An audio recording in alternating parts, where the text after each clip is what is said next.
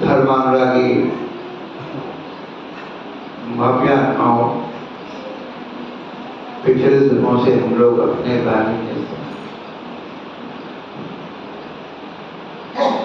में गोद से निकल करके मनुष्य पर्याय तक की यात्रा कितनी कठिन यात्रा है।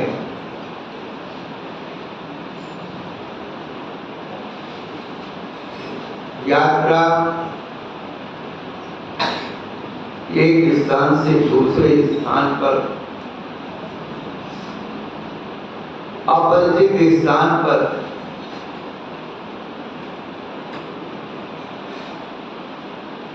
जाने की प्रक्रिया है।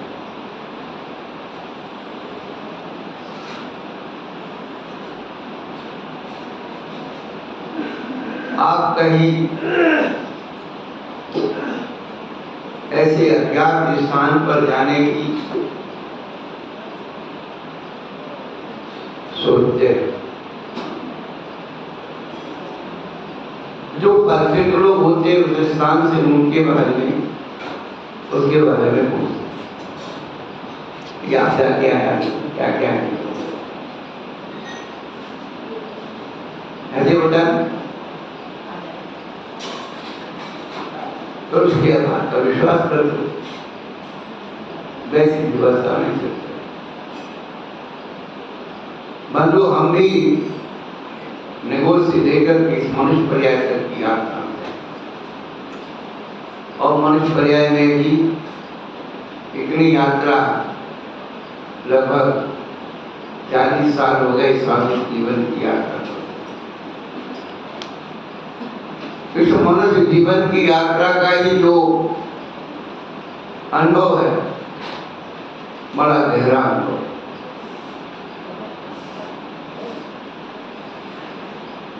जिन लोगों ने कभी साधुओं के साथ ध्यान ही नहीं किया, चौका लगा के हार ही नहीं दिया, उन्हें क्या अनुभव।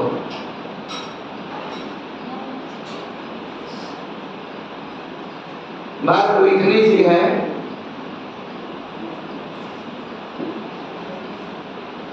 कि हम 2-4 दिन की यात्रा के लिए जाते हैं, जाने की सोचते हैं, तो सबसे पहले तो ये सोचते जाएंगे कैसे।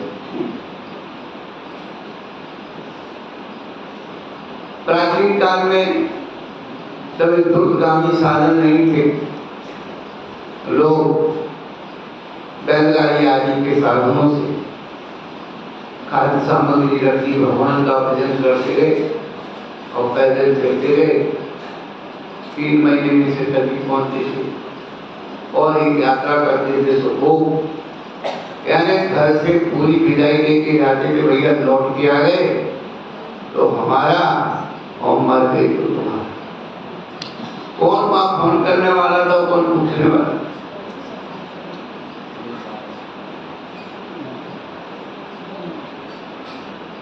आज तो आप ऑफिस भी जाओ तो घरवाली पूछती है पहुंच गए ऑफिस, और शाम को घड़ी 5 बजने वाले, आप चलिए।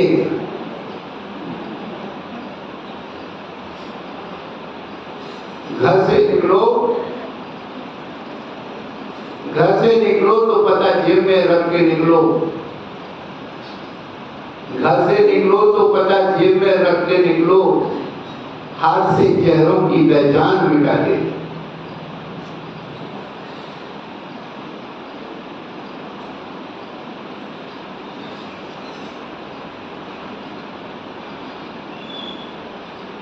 यात्रा का विकल्प जब होता है, कैसे जाएंगे और फिर जाएंगे तो वहां क्या खाएंगे और कहां।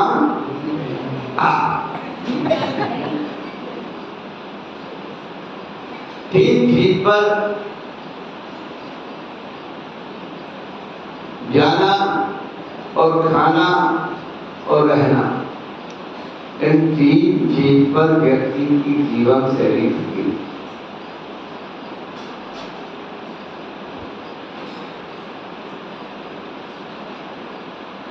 सजग ने झूठ मत बोलो, खुदा के पास जाना है, वहां ना हार की है ना थोड़ा है।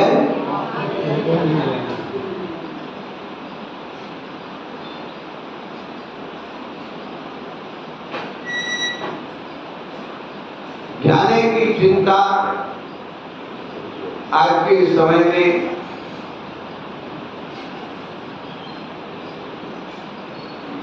अब नहीं है।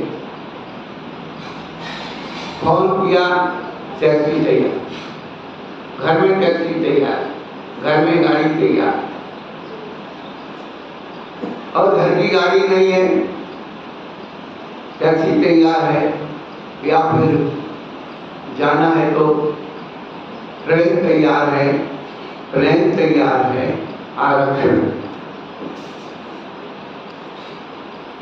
और खाने की चिंता भी खत्म हो गई। सबसे ज्यादा चिंता खत्म हुई है खाने की। हमने देखा हमारे बुजुर्ग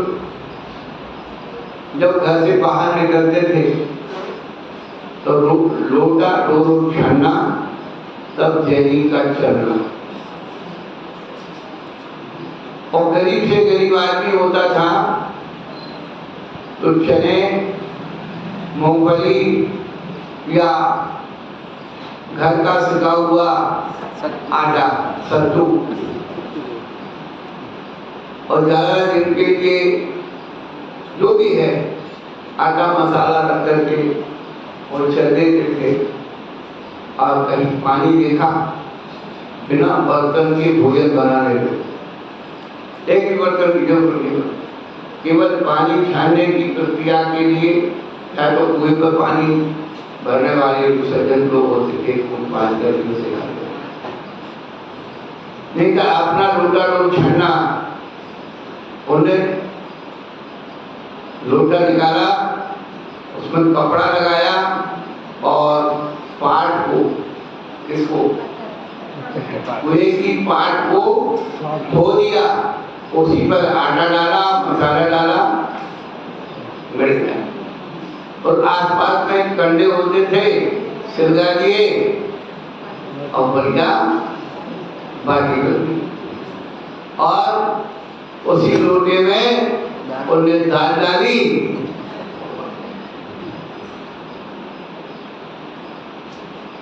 इतने से में काम चल रहा है। सोचिए आप, आज सबसे ज्यादा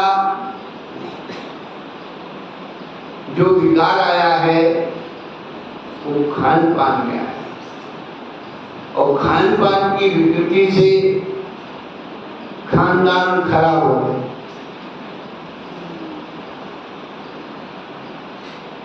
खानदान का खराब होना खान पान से होता है।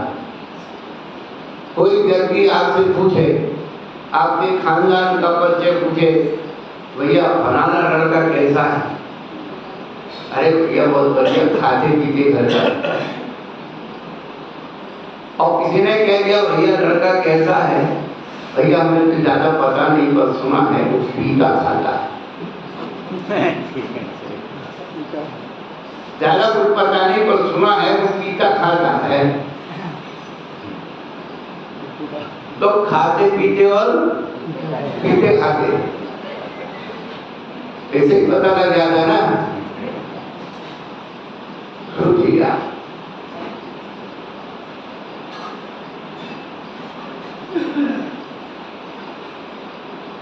तो जिस यात्रा को हमने प्रारंभ किया, इस मनुष्य जीवन तक आए, यहां क्यों आए?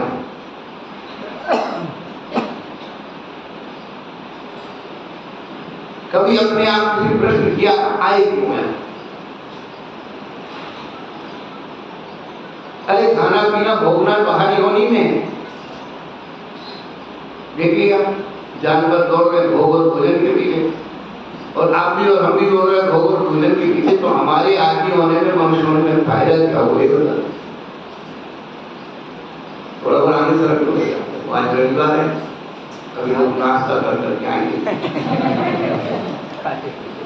हाँ खाते पीते आएंगे।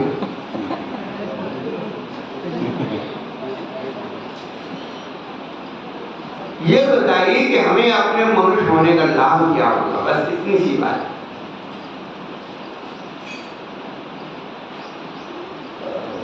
यदि आपके पास कोई एक पारसमणि है तो पारसमणि से लाभ क्या है? ये जानते ये पारसमणि है, पहचान भी हो गई तो उससे लाभ क्या है? बताओ आप क्या लाभ करेंगे? इच्छित वस्तु की प्राप्ति हो जाएगी। पारसमणि धन मिल जाएगा, धन से इच्छित वस्तु की प्राप्ति हो जाएगी।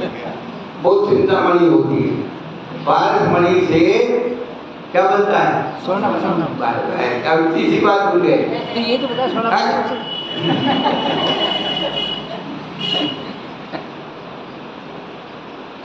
चिंतामणि रत्न भी मिल गया और उसको प्राप्त करके भी हम भीख मांगते रहे तो चिंतामणि रत्न को प्राप्त करने का लाभ क्या है?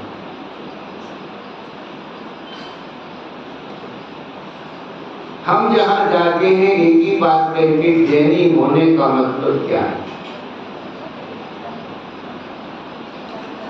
जैनी होने का मतलब है रत्नों के ढेर पर बैठा हुआ भिखारी।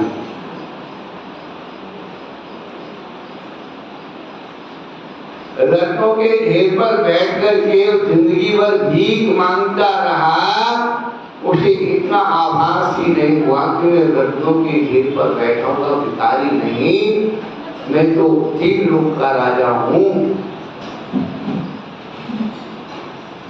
इसीलिए संसार में सबसे ज्यादा कठिन क्या है?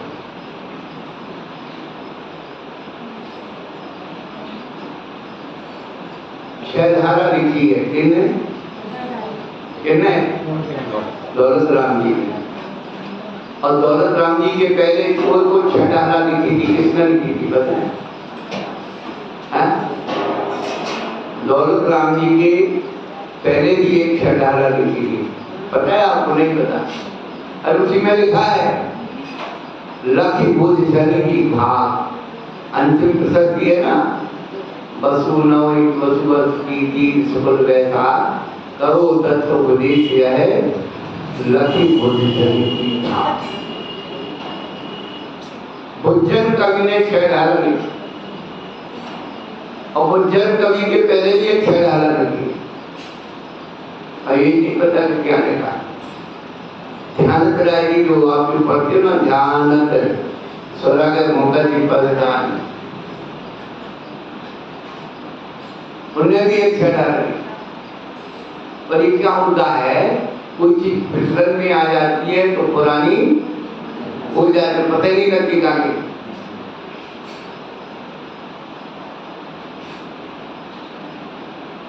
तो बुज्जन कवि ने अपनी 6 धारा में लिखा है कि कठिन क्या है, तो कहा कि निपट कठिन अपनी पहचान। निपट कठिन अपनी पहचान।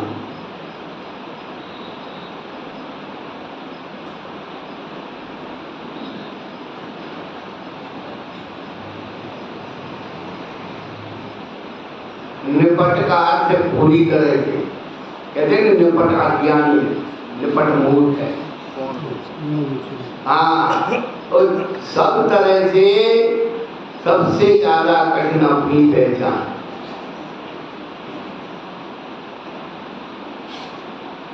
शाम को कक्षा शुरू हो गई, 24 थाना की।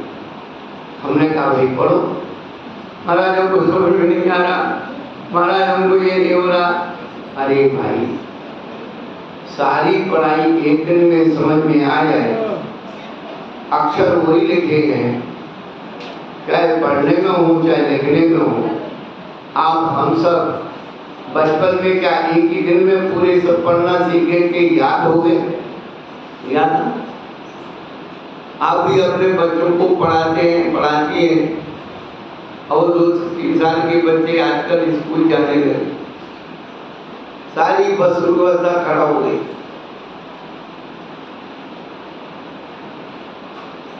शिक्षा शास्त्री, समाज शास्त्री कहते हैं कि 5 वर्ष के बच्चे को ही स्कूल भेजना चाहिए। नीति कहती है 5 वर्षाणी पाले, 10 वर्षाणी ताड़े, 16 वर्षाणी मित्र वर्ष समाचरे। 5 वर्ष तक उनको बड़ा प्यार लाड दुलार मिलना चाहिए। आप उनकी छोटी बुद्धि में मोबाइल पकड़ा दिया, ये पकड़ा दिया, सब कुछ उनका बचपन ही सुन गया, पूरा बचपन छिन गया, कुछ नहीं बचा। रविन्द्रनाथ टैगोर ने गीतांजलि साहित्य कविता करी, जिस पर उन्हें नोबेल पुरस्कार मिला। हमने एक दिन विचार किया एक बड़ी कृति है, एक को पढ़ना है, हिंदी अनुवाद मंगाया पढ़ा। पूरी गीतांजलि में हमने केवल 4 पंक्तियां संवेदनशील पढ़ी। उसमें लिखा था, हे माँ, हे माँ, तू अपने बच्चों को राजसी परिधान पहनाकर उसकी स्वतंत्रता क्यों छीन ली?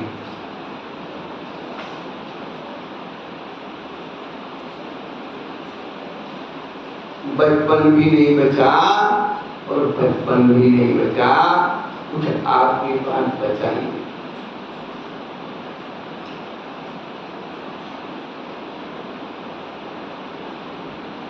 निपट कठिन अपनी पहचान। हम एक दिन में सब सीखना चाहते हैं, पढ़ना। अरे भाई, आप आओ, बैठो, पहले सुनो। तो सुनते सुनते कई बातें याद हो जाएंगी और समझ में आएंगी।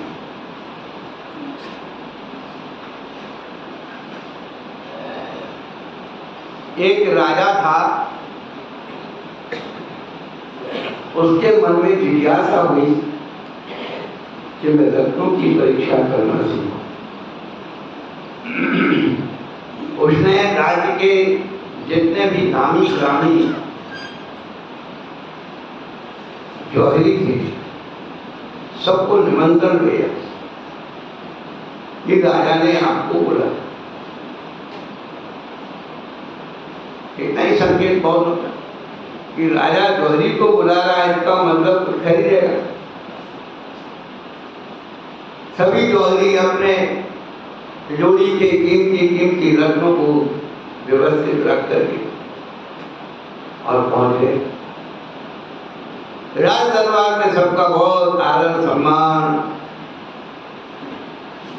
हुआ, खान पीन की सब अच्छी व्यवस्था कर दी। राज दरबार प्रारंभ हुआ, सभी जौहरी अपने अपने आसनों पर बैठे।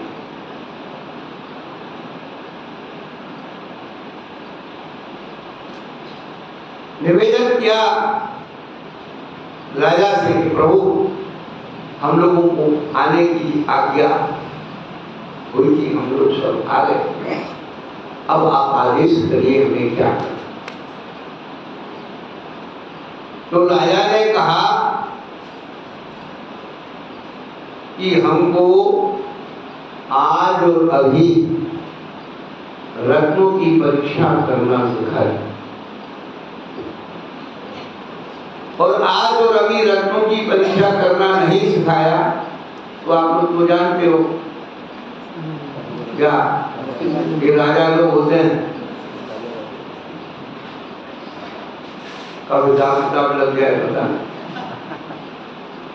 क्या आदेश कर दे कोई पता नहीं। बोले आज और अभी नहीं सिखाया तो हमारी गर्दन उड़ा दी जाएगी।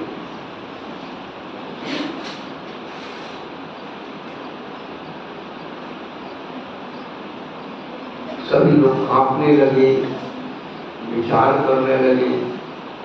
आए थे तो इसकी सोच करके कि राजा रत्न खरीदेगा, ये लोग गर्दन भी काट देगा और लेके बन जाएगा, स्वामी जी के हो जाएगा, ये तो मार डालेगा। मरवाने के लिए बुलाया, रत्न छुड़ाने के लिए बुलाया। अब करे तो क्या?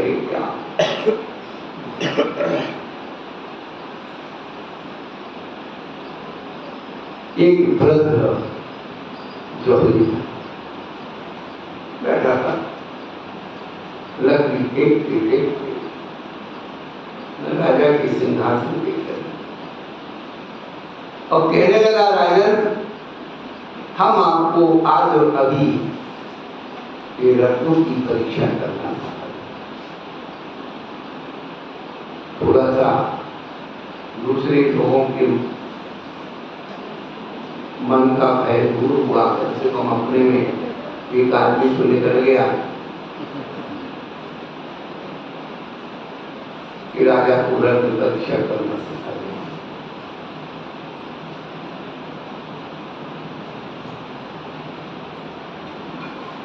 जौहरी ने कहा कि राजन, मैं आपको आज और अभी रत्नों की परीक्षा करना सिखा सकता हूं, लेकिन मानिए सर कि आप भी हमको राजनीति करना आज और अभी सिखाए।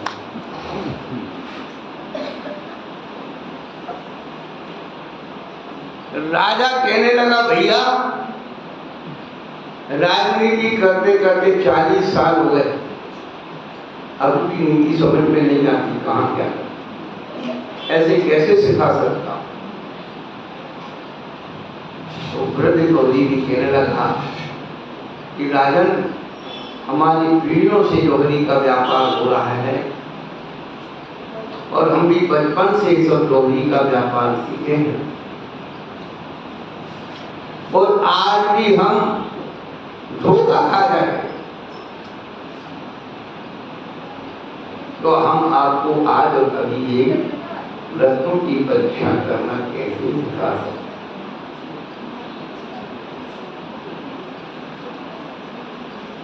बंधु, यही बात हम सबके अपने जीवन में घटित करना।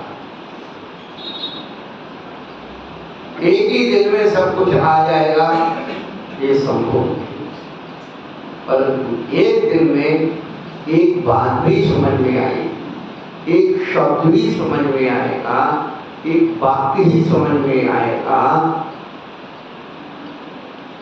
तो वह एक शब्द, एक वाक्य दूसरे वाक्य को, दूसरे वाक्य को अपने नाम शब्द। जैसे ढूंढ ढूंढ करके घड़ा भर जाता है, ऐसे ही एक एक शब्द की अनुभूतियां हमारे जीवन को जागृत करती। निपट कठिन अपनी पहचान। बात ये चल रही है कि यात्रा के लिए जाते हैं तो खाने की फिक्र होती है, रहने की फिक्र होती है, खाने की फिक्र होती है, 2-4 दिन को जाने को ये सब फिक्र होती है। परंतु हम सबको जन्म जन्मांतर की यात्रा पर जाना है, क्या तैयारी है बताइए।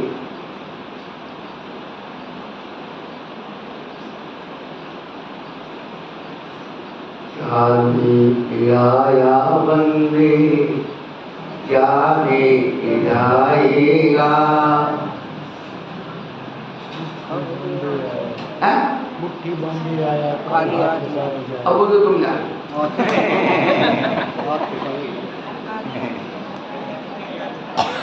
ये अपने जीवन में अपने ऊपर अपना चिंतन डालते रहे।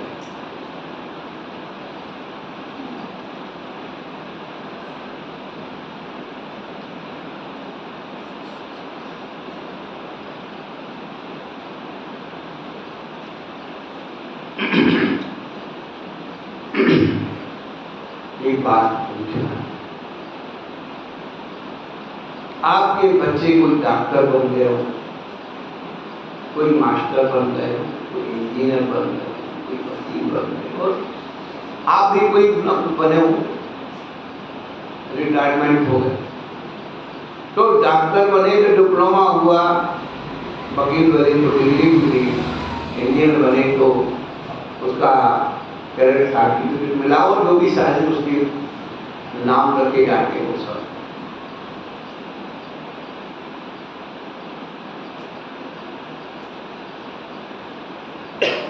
इंजीनियर के बाद डिप्लोमा है, क्यों इंजीनियर,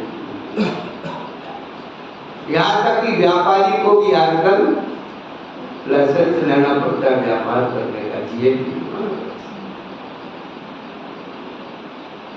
हम आपसे एक बात पूछना चाहते हैं कि हम मनुष्य हैं, इस बात का कोई प्रमाण पत्र अपने पास सर्टिफिकेट है? अपने आप को हम आदमी कहते, मनुष्य कहते, इंसान कहते हैं, क्या प्रमाण है कि आप आदमी? बताओ बताओ, कोई प्रमाण है आपके पास? डिग्री है तो फिर सुनते? अरे हमारे बाप दादी कहते आ रहे हम आदमी है, हमने कह दिया कि हम आदमी है, हमने उनको बता दिया, उन्होंने उनको बता दिया, आदमी आदमी चलो।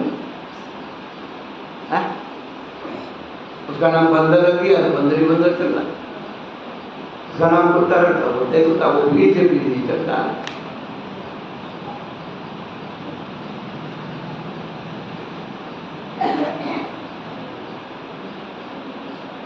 हम आदमी हैं इसका प्रमाण पत्र क्या है बताओ?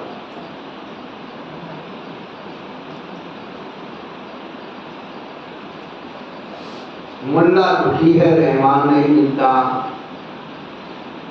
मुल्ला दुखी है रहमान नहीं मिलता, और पंडित दुखी है भगवान नहीं मिलता।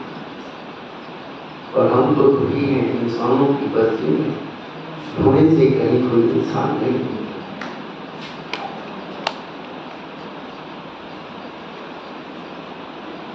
ग्रीक देश के एथेंस नगर में हीरोक्लिस्ट नाम का एक दार्शनिक दिन में चलता हुआ दीपक लेकर के घूम रहा है।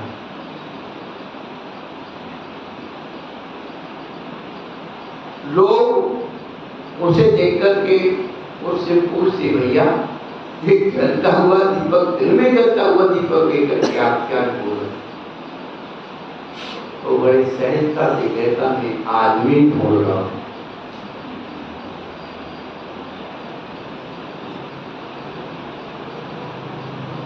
तो पूछने वाला कहता कि क्या मैं आपको आदमी नहीं दिख रहा?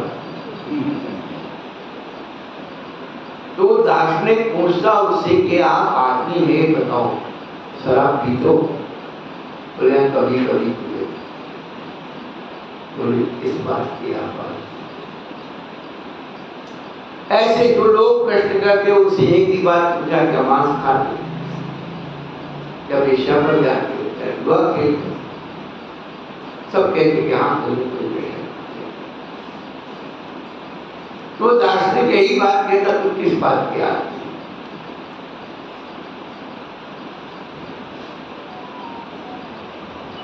यही बात अपने जीवन में अपने आप से पूछना। अभी तक हम आदमी बने तो हैं, हुए नहीं।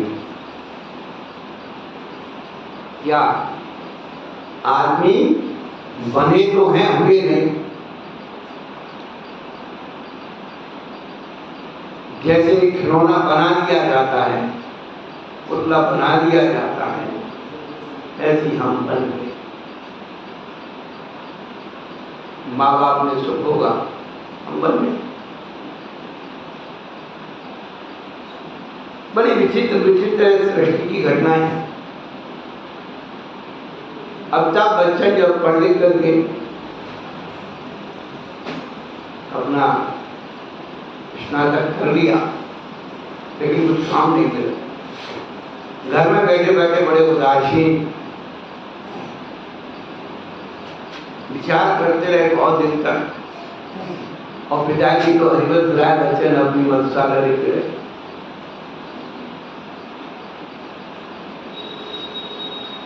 एक दिन अमिताभ बच्चन के मन में आया और एक प्रश्न मन में आया, उन्होंने कागज पे लिखा। प्रश्न क्या था, पिताजी आपने मुझे पैदा क्यों किया?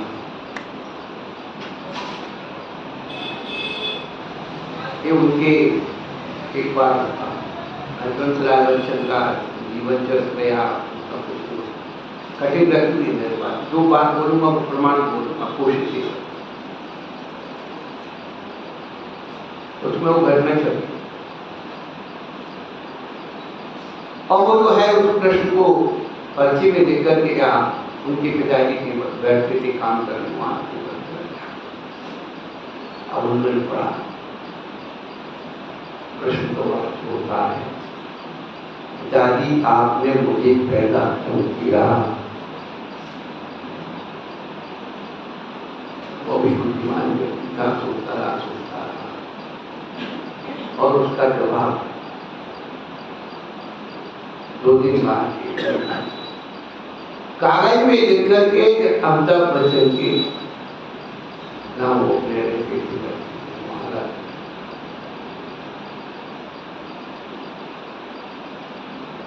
अब जिज्ञासा तो ये है कि उनके पिताजी उस कागज में उत्तर क्या है।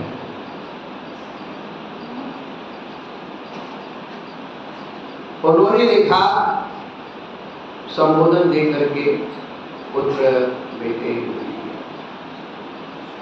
उन्होंने लिखा कि मेरे पिताजी ने मुझे पूछकर पैदा नहीं किया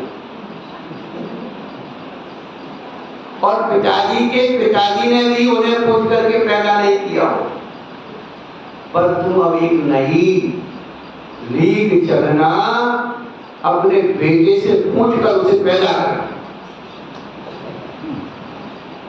तू नई लीग चलना, अपने बेटे से पूछकर उसे पैदा करना। मैं तुझे पैदा कर रहा हूं।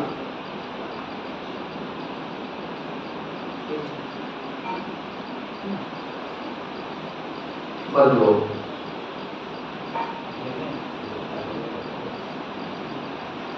अभी हमें अपने मनुष्य होने का ही एहसास नहीं,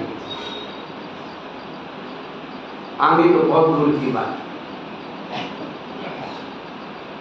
मनुष्य होने की अनुभूति नहीं।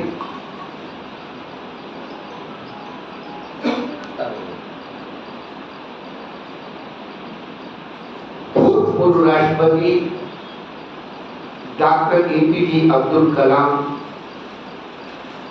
जब राष्ट्रपति थे, दक्षिण भारत के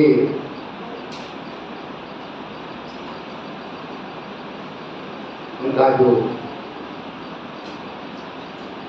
तमिलनाडु में जन्म हुआ था, तो तमिलनाडु के कोई एक बड़े स्कूल में प्रोग्राम में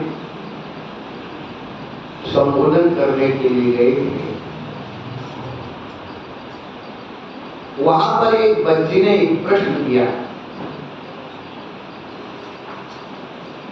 डॉक्टर APJ अब्दुल कलाम से एक प्रश्न किया कि आप अपने को एक राष्ट्रपति, एक वैज्ञानिक, एक तामिल और एक मुस्लिम, राष्ट्रपति, वैज्ञानिक, तामिल, मुस्लिम, इन 4 में से अपने आप को क्या कहलाना पसंद करेंगे?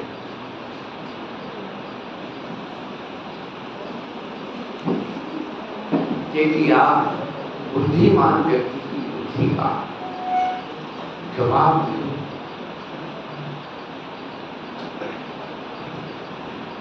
यदि एक बात कहते हैं तो तीनों गिरते हैं। इतना जवाब जो है, इतना लाजवाब। उन्होंने कहा कि मैं अपने आप को एक सच्चा नागरिक कहलाना पसंद करूंगा। यदि मैं एक सच्चा नागरिक हूं तो राष्ट्रपति कौन होता है पता है? देश का प्रथम नागरिक होता है।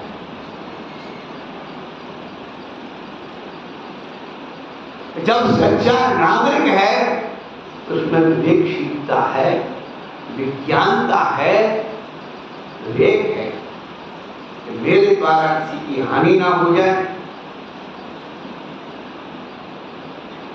वही तो इंसान होता है, वही तो सच्चा नागरिक होता है। जो नियमों का पालन करता है वही तो नागरिक। कानून का पालन करता है वो नागरिक।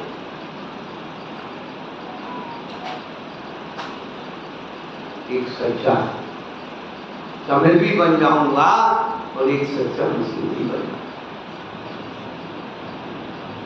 मैं एक अच्छा नागरिक कहलाना पसंद करता।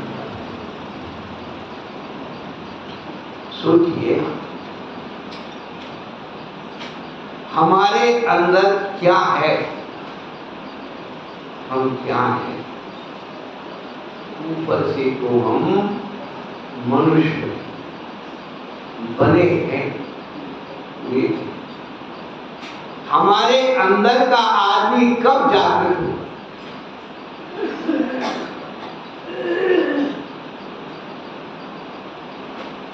पुरानी घटना, गांव का एक किसान अपने 4-5 साल के बीमार बेटे को, गांव में बहुत दिन से बीमार था, देसी इलाज कराया, झाड़ा फूका कराया, फिर किसी ने कहा भाई शहर में ले जाओ, उस डॉक्टर को दिखाओ। उस समय इतने आने जाने की कुछ साधन नहीं, गर्मी की ऐसी सुंदर है। उसने अपने बच्चे को कंधे पर डाला हो गया। अब 8-10 किलोमीटर की दूरी पर चलकर शहर के जैसे करीब आने लगा, बच्चे को प्यास लगने लगी। बच्चा चिल्लाने लगा, पिताजी पानी, पिताजी पानी। और किसान विचार करता है कि यहाँ जंगल आओगे, रास्ता है, यहाँ पानी कहाँ है। जैसे शहर में प्रवेश किया तो एक सेठ जी अपनी दुकान खोले। दुकान के बाहर स्टैंड पर मिट्टी का मटका रखा था, पानी रखा। किसान इस बात को विचार करके और दुकान पर पहुंचा और कहने लगा, सेठ जी बच्चा बीमार है और प्यासा है, थोड़ा सा पानी पिला। सेठ जी कहने लगे, बैठ जाओ, अब आज भी नहीं। वो किसान विचार करने लगा कि भाई अब आगे जाएंगे तो कहाँ पानी मिलेगा, चलो यहाँ रखेंगे। और बच्चा को और पिताजी पानी। एक आध मिनट के अंतराल में फिर किसान ने कहा, सेठ जी बच्चा बहुत प्यासा है, बीमार है, थोड़ा पानी। सेठ जी फिर कहने लगे, बैठ जाओ, अभी आज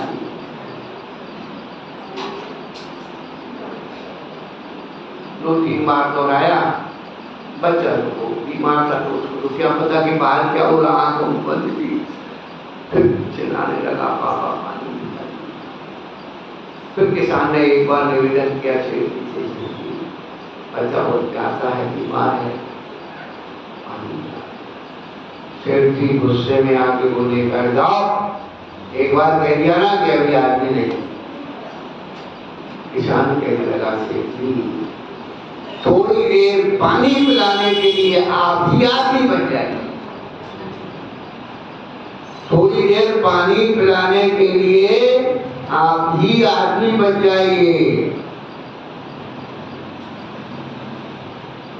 हम कसाईयों की कुर्सी पर बैठ करके, पाप की गद्दी पर बैठ करके क्या क्या बन गए हैं।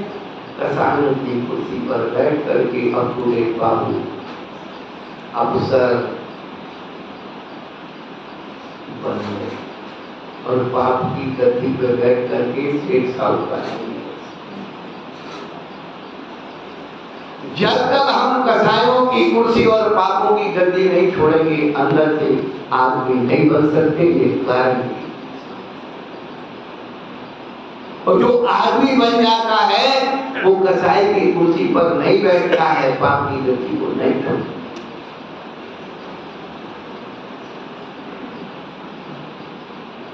कहाँ है हमारे अंदर का आदमी? आज घर में उसका पति प्रवेश करता है तो अपने हाथ से पानी भर के पीता।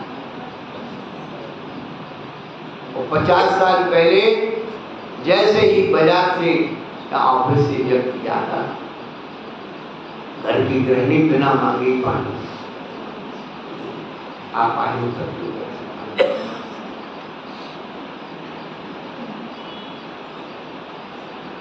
क्यों भाई कुछ गलत बोल रहे हैं क्या?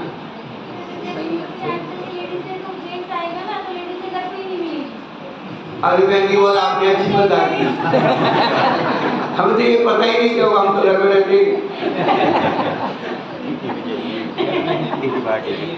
एक और आपने अच्छी बता दी। अब हमें और अच्छी बात मिल गई। हम तो गए कोटा में एक बहन जी ने बताया। हम जो अपने ऊपर बेटे हमारी और की सुनो तो हम अपने हाथ से कर ले, इनके हाथ से हमारा सुन।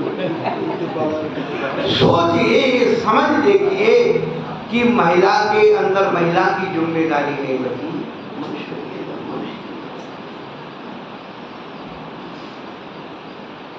पुराने लोग तो बैठे हुए हैं, कितने प्यार से आपकी पत्नी भोजन करो, आज आपने रोटी कम खाई, तबीयत ठीक नहीं है, थोड़ी और ले लो आप ये आधी रोटी। और आज की बहन की रसोई घर से पूछती आधी रोटी लोगे तो लाओ, रोटी लोगे तो लाओ, चावल खाओगे तो लाओ। अभी मुझे कैसे पता है? क्योंकि वही फार्मूला मेरे ऊपर लगाने लगे।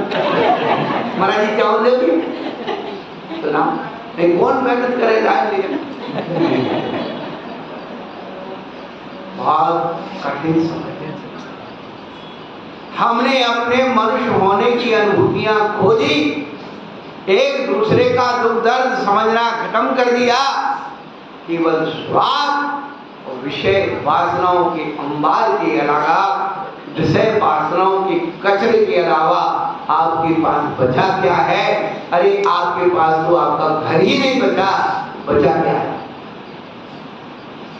है आपका घर है? बता दीजिए घर है किस किस के पास घर है? बताइए आप। ईंट चूने के, ऐसे ईंट सीमेंट के दीवारों को घर नहीं कहा जाता। अब तो घर बचा ही नहीं, ना जमीन तेरी ना आसमां तेरा, फिर कहता है घर मेरा। फ्लैट में रह रहा है, फ्लैट में तो ना जमीन उसकी है और न छत उसकी है, कहाँ है घर? पहला पॉइंट। दूसरा पॉइंट यह है कि घर किसे कहते हैं? जिस स्थान पर व्यक्ति का जन्म, पढ़ाई, मरण और मरण होता है, उसे घर कहते हैं।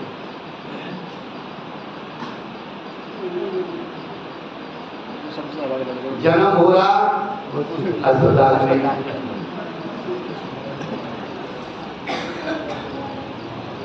पढ़ाई हो रही हॉस्टल में, शादी हो रही होटल में, और मरने जा रहे अस्पताल। क्या बचा आपके घर में? मंगल गीत, जन्म के गीत, शादी के गीत,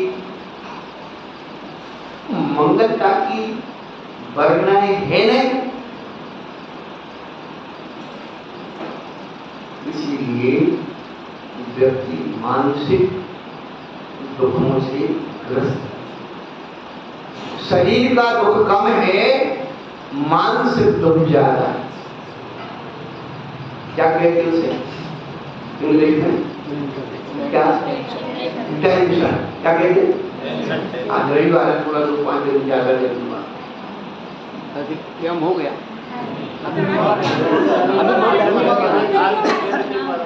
तुम्हारे क्या से बोलूं है? हमारे लिए तो बोले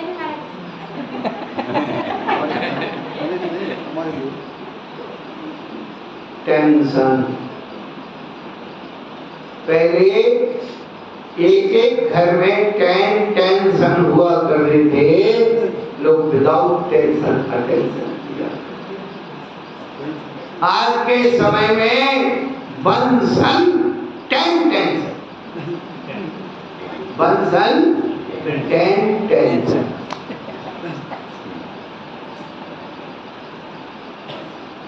ये टेंशन क्या है? किसी भी आप साइकिलिस्ट से हो, और सोचने की बीमारी, जिससे भी कहो वो आप सोचते जा रहा हो। अब क्या सोचे और क्या सोचे जा रहा है, सोचने की कोई पहले भी आदमी सोचते पर टेंशन नहीं होता। आज व्यक्ति सोचता है, टेंशन होता है। सोचने की बीमारी का नाम टेंशन है।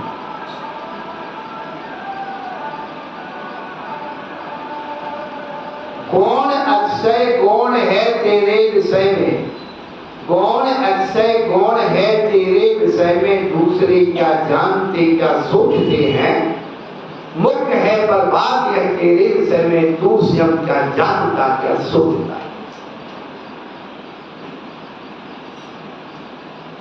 इससे कोई मतलब नहीं कि मेरे बारे में दूसरा क्या सोच रहा है। बात ये मुख्य है कि हम दूसरे के बारे में क्या सोचते हैं। दूसरे की सोच हमारे हाथ में नहीं है कि दूसरा हमारे बारे में सोचे। हमारी सोच हमारे हाथ में है, हम अच्छी से अच्छा सोच सकते। और टेंशन क्या है? टेंशन क्या है? दूसरा हमारे बारे में ऐसा तो नहीं सोच रहा, दूसरे ने मेरे बारे में ऐसा तो नहीं बोल दिया। अब उसने बोला कि नहीं बोला, आपके अंदर वो डर दूसरा पैदा हो। क्या आपने अपने अंदर दूसरा डाल दिया, उसने बारे में ऐसा बोल दिया, उसने बारे में ऐसा बोल दिया, अरे बोल दिया क्या कर लेगा? अपने जीवन में 3 बातों को तैयार रखना। यदि सफल होना चाहे तो जीवन के लिए कुछ पाना चाहे, 3 काम के लिए अपने आप को तैयार रखो। सबसे पहला मृत्यु डर। मृत्यु डर कभी भी फरमान हो सकता है, जैसे अभी बताया गौरियों का मृत्यु दंड का मतलब मृत्यु के लिए तैयार हो। किसी भी हालत में कैसे भी मृत्यु आ सकती है, घबराने की बात। पहला। दूसरा, देश निकाले के लिए तैयार है। तो आजकल देश निकाला तो कोई करता नहीं, पर टेंशन किस बात का? जॉब करते हैं, जॉब छूट जाएगी, बहुत अच्छा था। आपका बॉस करे कल से, आपका बॉस का कल से ड्यूटी पर नहीं है, आप अपनी एप्लीकेशन तैयार रखे हो, डेट डालना, सर कल से नहीं, आज से नहीं आऊंगा, ये लो इसी पर तैयार रहो। क्या सोच रहे हो? डेट पर इसी पर तैयार रखो अपने जेब में, कल से नहीं, आज से और अभी से, ये लो हमारी नौकरी को करो। वो भी सोचेगा पढ़ा करने वाला आदमी, वो तो सोचता है ये गिड़गिड़ाएगा, हाथ जुड़ेगा, पैर पड़ेगा। ये जिंदगी जीने के नए फार्मूले बता रहे आप सबके काम। और तीसरा, अवलवाद के लिए, अपवाद के लिए तैयार हो। आपके बारे में कोई कुछ भी बोल सकता है, कुछ भी कह सकता है, इतनी सी बात की जो आपने कुछ किया ही नहीं, आपने कुछ कहा ही नहीं, क्यों दिमाग लगा के बात में दिमाग का कचरा डालते हो? 3 बातें यदि आपने अपने जीवन में सीख ली कि हम अपने उदाहरण को देते हैं, आपको संसार में तो तमंचा ना तो कोई मार सकता है, ना कोई आपकी आजीविका छुड़ा सकता है, और ना कोई आपको बदनाम कर सकता है। आप अपने आप को तैयार तो करो। हम हर जगह डरते हैं, ऐसा हो जाएगा वैसा हो जाएगा, इरादे बांधते हैं, सोचते हैं, तोड़ देते हैं, इरादे बांधते हैं, सोचते हैं, तोड़ देते हैं, कहीं ऐसा ना हो जाए और कहीं वैसा ना हो। अपने मनुष्य होने की अनुभूति, सबसे पहले हमें अपने अंदर मनुष्य होने की अनुभूति करना है। कैसे हो? विश्व के जितने भी राजनेता हैं, विश्व के जितने भी राजनेता हैं वे इस बात से चिंतित हैं कि विश्व की जनसंख्या बढ़ रही है, और विश्व के जितने धर्म नेता हैं वे इस बात से चिंतित हैं कि जनसंख्या बढ़ रही है। आपकी यहाँ नहीं, सब धर्मों में बोलो थोड़ी बहुत बेचारी महिलाओं को फुर्सत मिल जाती है, वो आ जाती है फुर्सत, आदमी तो कम आते, आदमी कम आते क्योंकि वो कमाते, आदमी कम आते हैं क्योंकि वो कमाते हैं।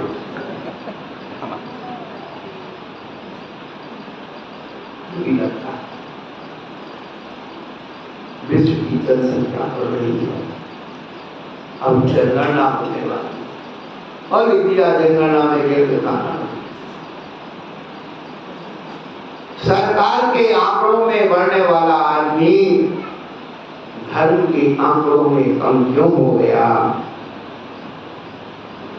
एक कवि ने कहा, एक आदमी कहीं खो गया, एक आदमी कहीं खो गया, पता करो कहीं नेता तो नहीं हो गया। एक आदमी कहीं खो गया, पता करो कहीं नेता तो नहीं हो गया। अंदर में जब नेतागिरी आ जाती है तो आदमी झूठ के नेता का मतलब है वो किसी कार्य को ना ले। आप जाओ काम ना बिल्कुल हो जाए, विरोधी पार्टी के सब ये काम हो जाए, आप चिंता मत करो, उसको भी आशीर्वाद, उसको भी आशीर्वाद, जीत गया उसका मुझे अपना लेके दे, तेरा काम हो गया था, हार गया जब यार तुमने तो बहुत कोशिश की, वो ऑफिसर था बड़ा बदमाश था, वो उसकी पूरी बुराई कर दी, और ठीक है हम उसको देखते हैं उसका ट्रांसफर कराएं, हमारा काम नहीं किया, हमारे कहने से नहीं किया, उसको कुछ ना कुछ उसको लगा के मत कर उसको। नेतागिरी यही होती, नेता और नाई से बैर हो। नेता का मतलब नेता आश्वासन देता, नेता आश्वासन देता, जब कुर्सी पर आता है तो कर कमल हो जाते, चरण कमल हो जाते हैं, और जब कुर्सी से उतर जाता है तो केवल मल रह जाते, कमल की जगह मल रह जाते। हमें अपने अस्तित्व को खोजना है, जितनी मेहनत से हमने इस मनुष्य बनाए को। जैसे आप अपने जीवन में पैसे की वैल्यू करते ना, कि बड़ी मेहनत से हमने पैसे को कमाया, ऐसे व्यर्थ ना जाए, ऐसे अपने जीवन में अपने जीवन स्वयं की कीमत स्वयं करना सीखो। दूसरे हमारी कीमत करता है स्वार्थ से करना, दूसरा हमारी कीमत भी करता है, सहयोग करता है, इज्जत देता है, स्वार्थ से देता है, अहोभाव से नहीं। जिस दिन हमारे अंदर एक इंसान पैदा हो जाएगा, एक आदमी पैदा हो जाएगा, हमें भगवान बनने में देर नहीं लगती। हम भगवान बनने की लंबी चौड़ी चर्चाएं करते हैं, अरे भगवान बनने की पहले इंसान बनना सीखो। बार बार कहते हैं एक पत्थर एक दिन मंदिर आता है, भगवान बन जाता है। हम रोज रोज मंदिर आते हैं, इंसान भी नहीं बन पाते हैं। बताइए मंदिर आती है तो क्यों आते हैं? बताइए मंदिर आते तो क्यों आते? हमारा तो प्रश्न हट गया। केवल धार्मिक दिखने के लिए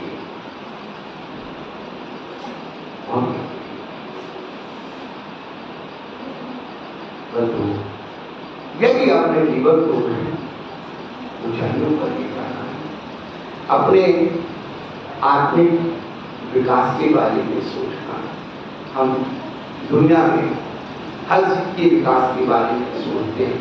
हमारी जॉब की तरक्की हो, व्यापार की तरक्की हो, बुद्धिगत की तरक्की हो, लेकिन आत्मा की तरक्की की बारी, कब सोचा हमने, कब अपने आप को समय दिया।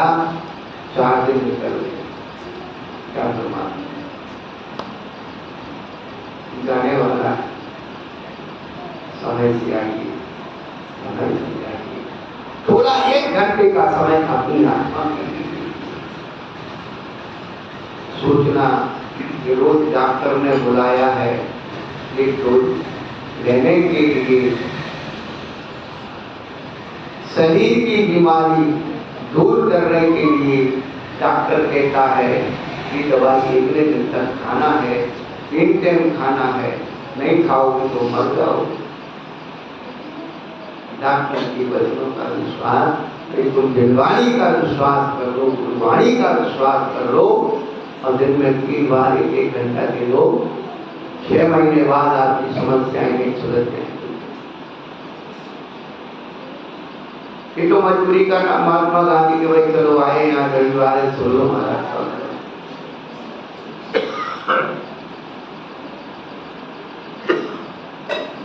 आत्मा के लिए ज्ञान अमृतम भोजनम, आत्मा के लिए ज्ञान अमृत है, ये ज्ञान औषधि है।